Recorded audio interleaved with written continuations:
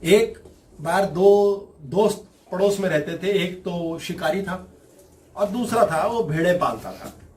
बड़े प्यारे दोस्त थे। धीरे धीरे कुत्ते बड़े हो गए शिकारी के और भेड़े बड़ी हो गई दोस्त की दूसरे की।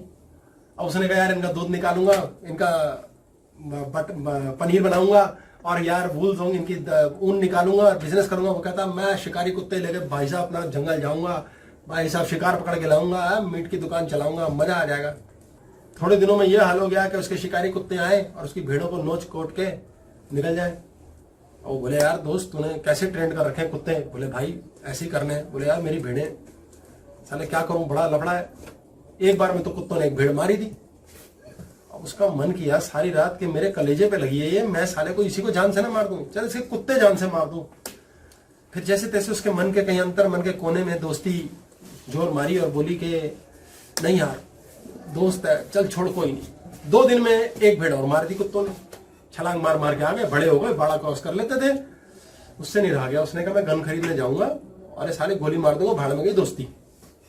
गन खरीदने गया, वापसी में आते आते जंगल के रास्ते से कुटिया दिख गई महाराज की, जैसे हमारी फिल्मों में होता है, हमारी कहानियों में। वहां गए तो मांगे राम बैठे हुए थे महात्मा जी। उसने कहा प्रभु मैं बड़ा दुखी हूं। बोले बेटा बंदूक लेके कहां जा रहे हो? ये कहानी है जी। बोले ऐसे तो तुम दोस्त खो दोगे अपना। बोले खो जाए अब तो क्या परवाह है। बोले लेकिन दुश्मन मिल जाएगा। बोले उसकी भी परवाह नहीं, गन है मेरे पास, बंदूक की गोलियां उठा के रखी हैं। बोलो बेटा तो तुम चाहते क्या, दोस्ती तोड़ना चाहते हो? 5 मिनट सोच के बताना। पानी पी के पानी वानी पिया उसने। 5 मिनट बाद आया, कहता जी महाराज कोई तरीका नहीं हो सकता कि दोस्ती भी रह जाए? दोस्त बड़ा प्यारा है, अब मैं क्या करूं, तीसरे कारणों से हो रहा है, अब तीसरे कुछ नहीं कर सकता, मैं मजबूर हूं, मेरा धंधा पानी कैसे, मैं क्या करूं? बोले एक युक्ति बताता हूं तेरे को, तरीका बता दिया।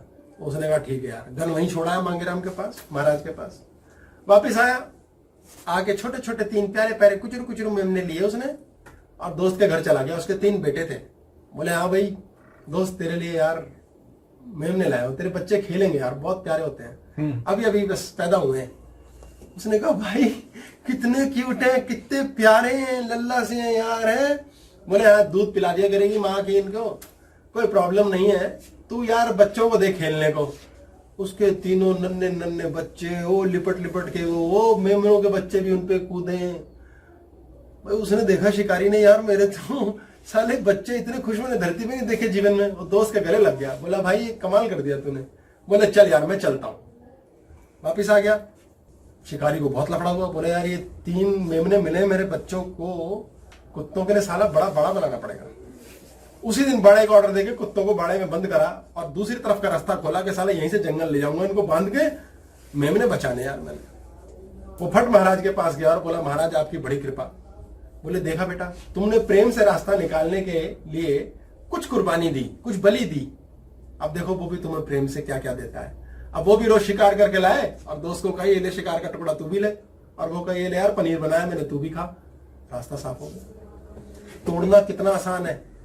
भाग में लिखा है कुत्ते भी साथ रहेंगे, शिकारी और मेमने भी रहेंगे, रास्ता कौन निकालेगा?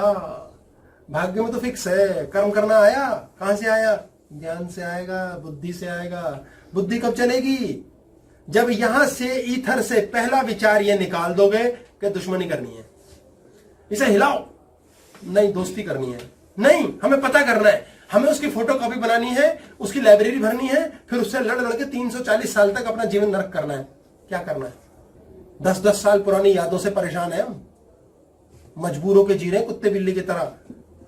हम इसी लड़ाई में लगे रहते हैं। पता है 20 साल पहले शादी के टाइम तेरी माँ ने मुझे बढ़िया कंबल नहीं दिया था। अबे यार, मैं घर आई थी, सास ने मुझे चांदी का सिक्का दिया था, कहती थी सोने की चेन देगी। अबे खत्म हो गई, कब की निपट गई। नहीं।